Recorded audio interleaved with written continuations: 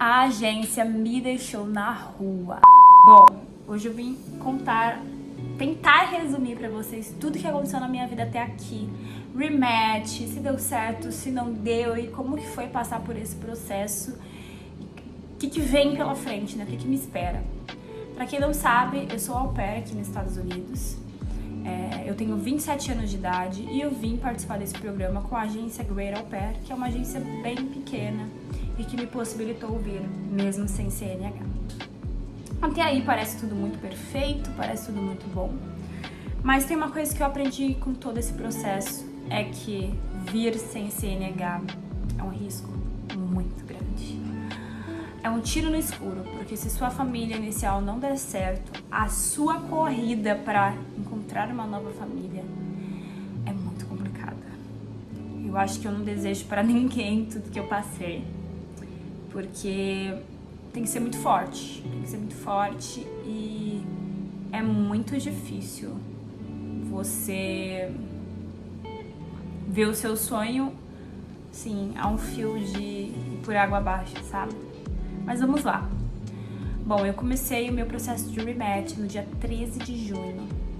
E logo de cara a agência me deu 4 dias a mais do que o normal, que é 14 dias de rematch, porque a minha semana se encerraria numa terça. Então, foi um acordo que eu fiz com a agência e com a Rochiman de ficar até a sexta. E aí completaria a semana e aí eu conseguiria receber o meu salário semanal inteiro.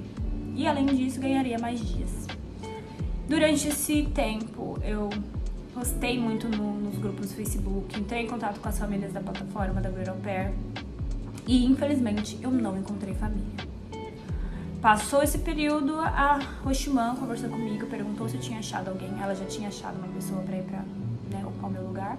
Eu falei que não e ela falou, bom, se você quiser ficar mais alguns dias, você pode.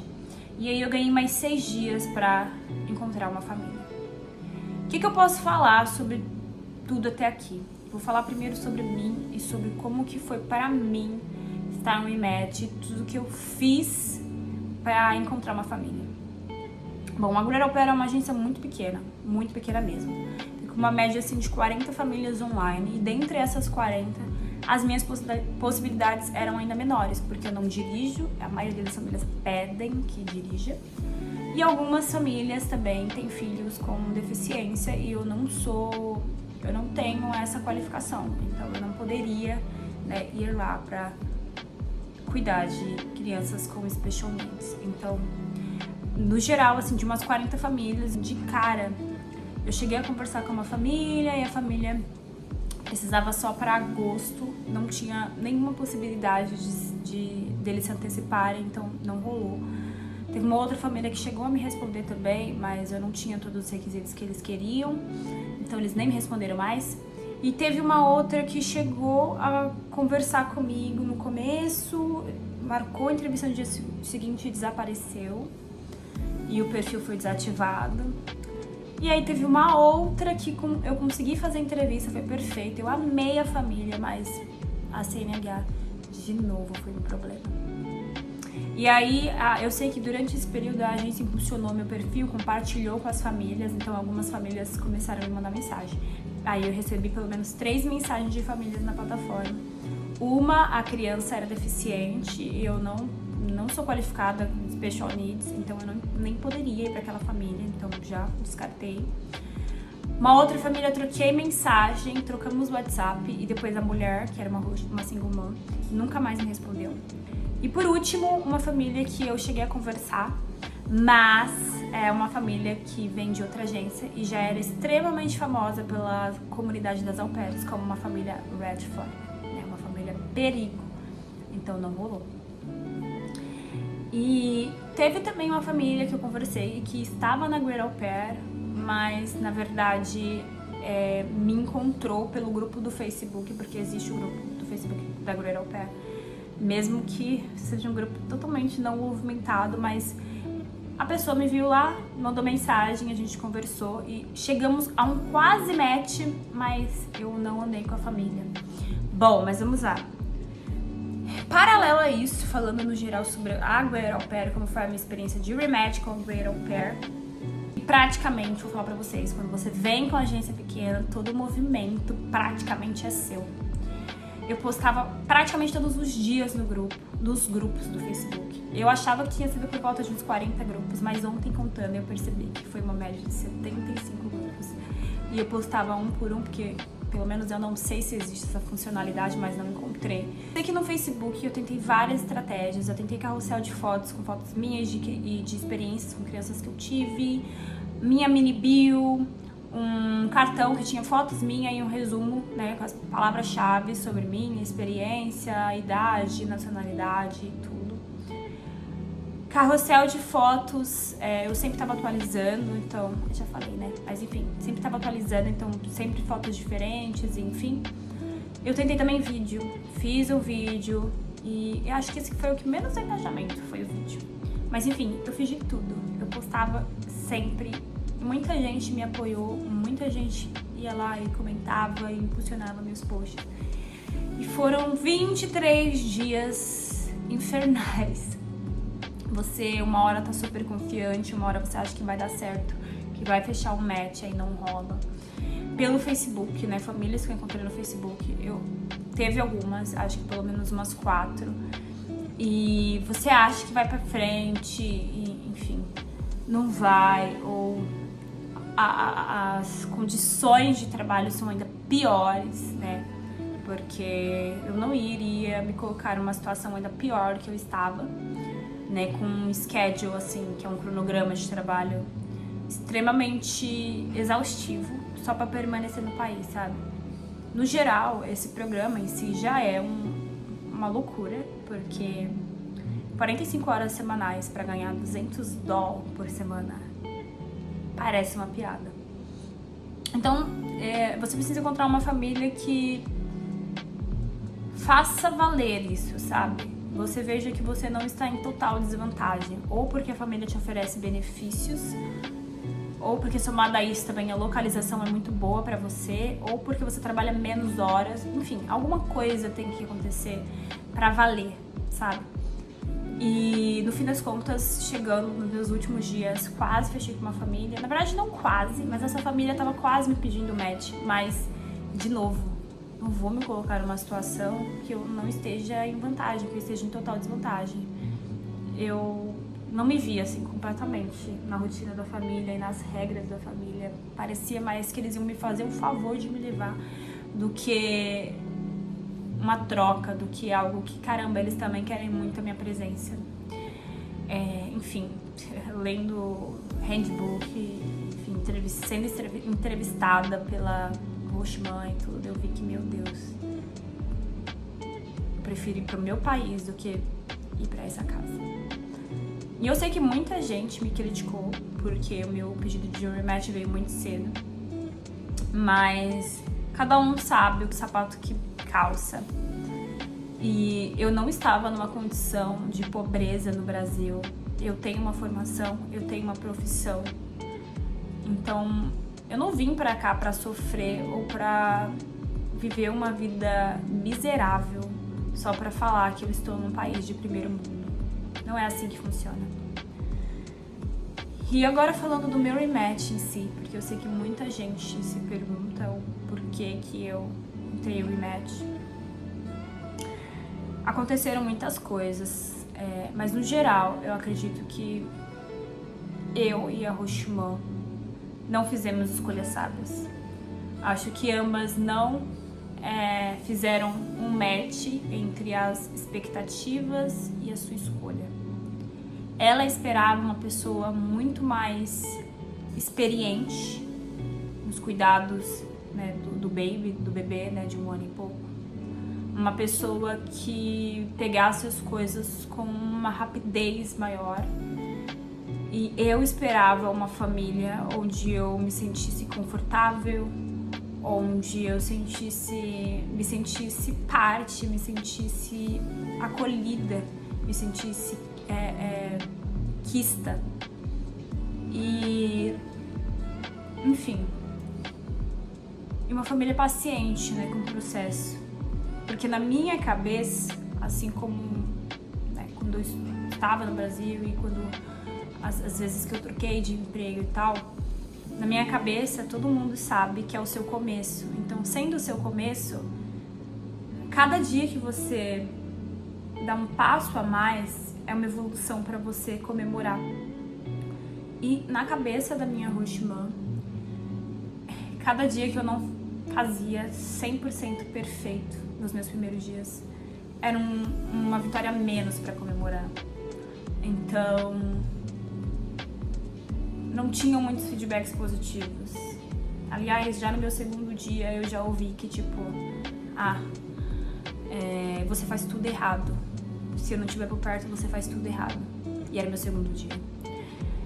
E ao meu ver, eu estava indo bem, porque, de novo, eu estava com essa mentalidade. Caramba, é uma pessoa que não conhece a minha família, que nunca cuidou do meu filho, que tem a barreira cultural, tem coisas aqui que são diferentes da cultura dela, e tem a barreira linguística, e tem a fase de adaptação entre ela e o bebê. Então, ela tá pegando. Então, pra mim, se eu estivesse nesse lugar, eu iria dizer: calma, fica tranquila, você vai bem, daqui a pouco você tá tirando de letra. E hoje ele comeu super bem com você, parabéns, tá vendo? Vai dar certo. E eu ouvia completamente o contrário. Se eu fizesse 3 coisas certas e uma não desse certo, nossa, as críticas não eram muito construtivas. E eu senti isso logo na minha primeira semana, porque a minha fase de adaptação foi um pouco cansativa, né? Porque o meu schedule, ele era das 9 às 7 da noite. Então, das 9 da manhã às 7 da noite. Ou das 8h30 às 1 e depois das 5 às 11 da noite. Então, esses eram os meus schedules, né? Acho que eu posso dizer assim. E logo nos meus primeiros dias, assim, acho que uns 4 dias seguidos, eu estava acompanhando a rotina das 8h30 da manhã até as 9 da noite. Então eu estava extremamente exausta.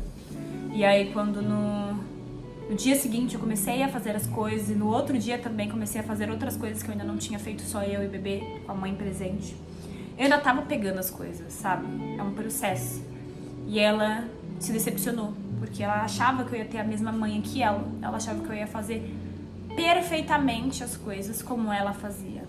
Vou dar um exemplo. Ela esperava que quando eu fosse colocar o neném, ele já dormisse de primeira comigo, sabe? Então, assim, foram essas coisas que foram acontecendo. No fim de tudo, a gente tava numa relação de cordialidade, não existia relacionamento.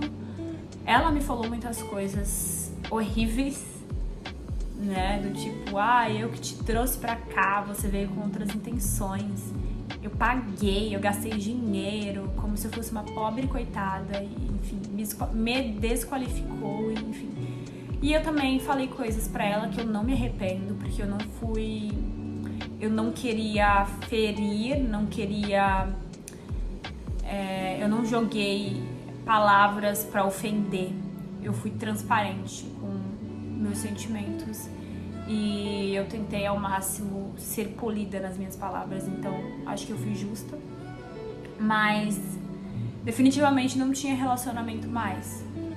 E aí a localização foi uma coisa que me pegou muito, porque eu confesso que eu poderia ter pesquisado melhor sobre a região, mas no calor da emoção e prazos e tudo, eu não pesquisei tão bem quanto eu pensava. Na minha cabeça eu iria pra lá, eu iria tirar minha carta, eu ia começar a dirigir o carro. Mas depois de conhecer a família, depois de conhecer a mãe, eu percebi que mesmo que eu fizesse tudo isso, eu não me sentiria confortável de dirigir o carro dela. Porque eu já sabia como ela era e eu ainda estaria aprendendo a dirigir. Enfim, seria muito exaustivo tudo aquilo e levaria um tempo, porque esse carro ainda nem existia. Eu tava comprando um carro que ia demorar pelo menos uns 4, 5 meses pra isso acontecer.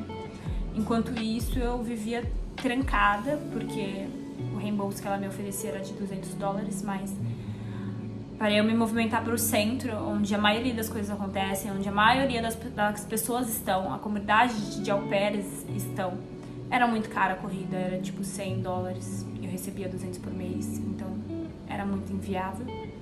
Existiam cidades próximas que existia um trem, mas esse trem só funcionava de segunda a sexta, e o meu dia off, eu tinha dia off durante a semana, mas assim, um tempo de qualidade que dê pra você fazer alguma coisa é o fim de semana. Não tinha como eu ir e voltar.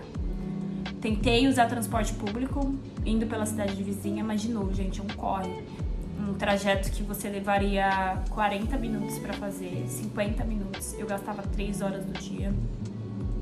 E economizava, mas também não é tanta coisa assim que você economiza, sabe?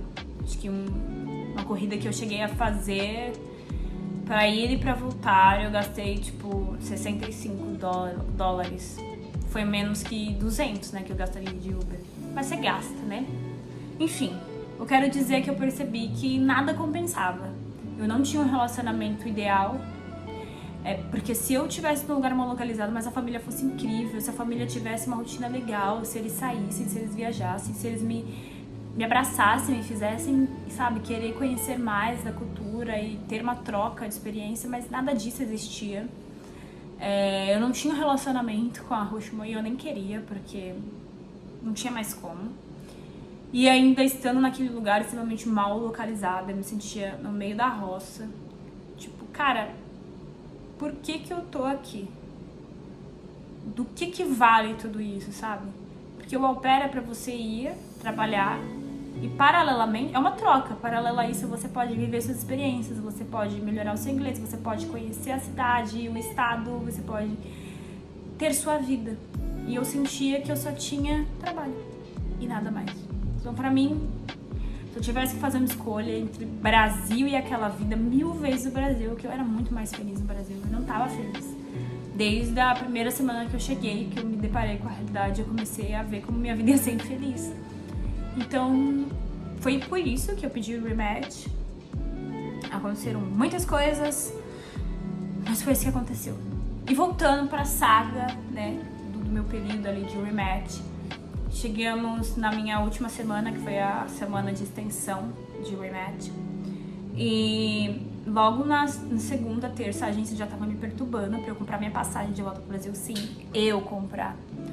A agência, se fosse pela agência, eu teria desistido, porque eles não me apoiaram, não foram positivos nesse processo. Parece que eles não veem a hora de você ir embora, então é horrível a pressão que eles fazem todos os dias, te perturbando. Tipo, eu falava à noite com eles, olha, amanhã eu vou conversar com tua família. Tipo, dia seguinte, no primeiro horário da manhã, já tinha pergunta, e aí, o que aconteceu? Pô, não fiz nada de madrugada, sabe? Eu dormi. Eles te perturbam muito e complicam muito o processo do match. E aí, quando eu cheguei, assim, na quarta, meu último dia, teoricamente, era na quinta. Quando chegou na quarta-feira, eles já estavam assim, acabou pra você. Mas eu não tava com fundo de esperança no meu coração que na manhã seguinte alguma coisa iria acontecer. E sim, na manhã seguinte eu recebi a resposta de uma família que eu estava esperando e de novo veio um não. E eu já tava assim, é isso, não tem mais o que fazer, não tinha mais o que fazer, eu fiz tudo que eu pude. Sabe, além das plataformas, eu também contatei a Au Pair World, a aupair.com, sabe, eu fiz tudo que eu podia, comentando nos posts de família, chamando no chat, tentando de tudo, sabe?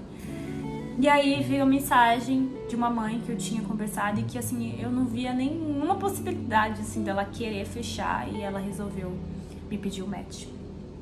Agora o que eu posso dizer pra vocês é que eu tô num status meio definido. Eu consegui um match, mas essa família é uma família que eu captei também pelo Facebook, não estava na minha agência. Eu estava no meu último dia de rematch, então assim, a agência já quis complicar de cara, porque, peraí, essa família vai ter que entrar, a gente teria que ainda visitar a casa pra ver se está apta pra te receber, ela tem que fazer processo de documentação, enfim. No fim das contas, quando cai dinheiro, as coisas andam. Eles falaram que era possível sim, só que a minha família, ela está fora do estado onde mora, eles estão de viagem e eles queriam comprar minha passagem para ir para esse lugar e a agência não permitiu, disse que seria contra as regras de eu ir e pedi para ficar na casa da LCC, a agência negou meu pedido, disse que não era possível, que isso só acontecia em casos de urgência, de tipo da au pair estar sei lá, num lugar perigoso, enfim, alguma coisa do tipo.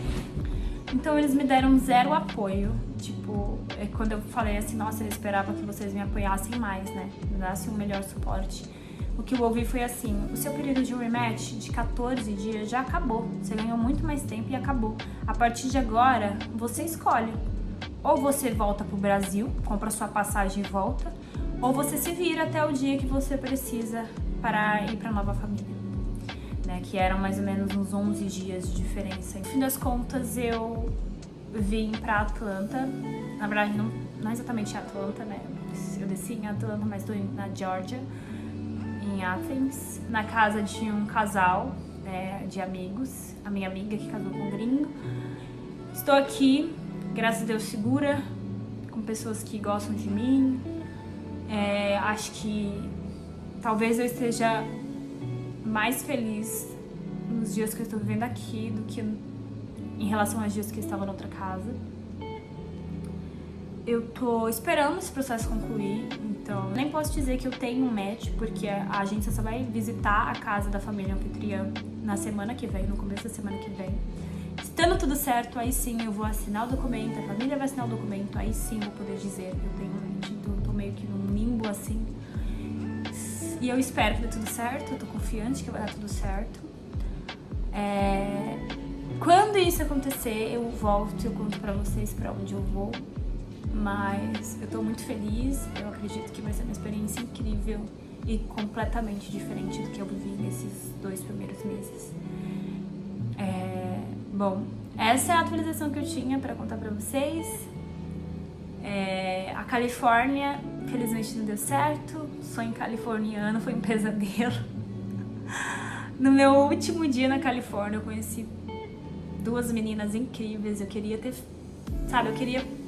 ter encontrado elas antes. Eu descobri lugares lá em São José que eu nem conhecia e eu vi que tinha muita coisa pra viver ainda lá.